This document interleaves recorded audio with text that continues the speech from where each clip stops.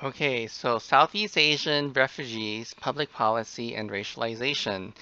And so this is going to be related to Southeast Asian refugees from Vietnam, Laos, and Cambodia. So after World War II, again, the primary foreign policy of the U.S. was the containment of communism in the world. This was during the era of the Cold War. And it was a period of the Cold War between the U.S. and the former Soviet Union. Vietnam became uh, one of the stage for the Battle of the Cold War, which is why it is sometimes referred to as the Hot War. Korea is another hot war.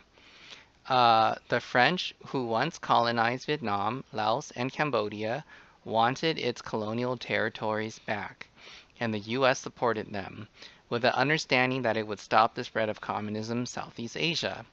Since the 1950s, the U.S. military had been present in Vietnamese soil. The turning point in the U.S. strategy in Vietnam occurred in August 1964 when the Tonkin Gulf incident, with the Tonkin Gulf incident, in which two U.S. destroyers, battleships, were attacked by Viet Cong forces. Days later, the U.S. Congress passed the Tonkin Gulf Resolution, which gave President Johnson the power to, quote, take all necessary measures, unquote, take all necessary measures to stop the attack against U.S. forces. The policy was finally repealed in 1970, and the U.S. president could no longer do whatever he wanted in Vietnam without congressional approval. However, the investigation into the Tonkin Gulf incident later revealed that it was a lie, as no destroyers were ever found in that Gulf, and battleships are pretty big. Um, there's a battleship in Pearl Harbor from when the Japanese attack, and it's still there. And there's even a memorial on top of that. And if you go there, you would even see gasoline and oil in the water around that battleship. So these two battleships should be in the top of Tonkin, and the fact that they're not there um, proves that it was not honest and a false pretense for officially declaring war on Vietnam. The fighting in Vietnam continued and grew, as well as spread over to Cambodia and Laos. Eventually, anti war protests, combined with decreasing popular support for the war, resulted in the election of Richard Nixon, who promised to end the war in Vietnam. Nixon's doctrine to end the war in Vietnam was known as Vietnamization, which means leave Vietnam to the Vietnamese and make Asian countries self-reliant so that they can fight their own battles. They can fight communism on their own without our help. By April of 1975, Saigon fell to the Viet Cong forces, and the U.S. pulled out of Vietnam. Vietnam became communist, and so did Cambodia under the Khmer Rouge in Laos, Vietnam became communist under the Khmer Rouge, and in Laos under the Pathet Lao. People who were displaced by war, or who worked with the U.S. government, or who were ethnic minorities and anti-communists, became instant refugees.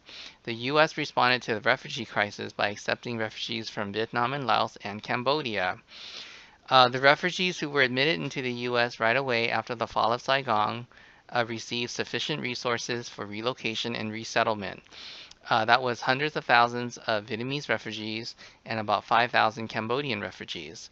However, after 1980 and onward, the resettlement policies reflected an economic recession in the United States, and so therefore there was a shift in popular perception and sentiments about among Americans about Southeast Asian refugees. And because of the systematic underfunding of relocation for the refugees coming from Vietnam, Laos, and Cambodia after 1980, that produced an Asian American underclass that would later become negatively racialized. And and you see other forms of racialization of the Vietnamese refugees.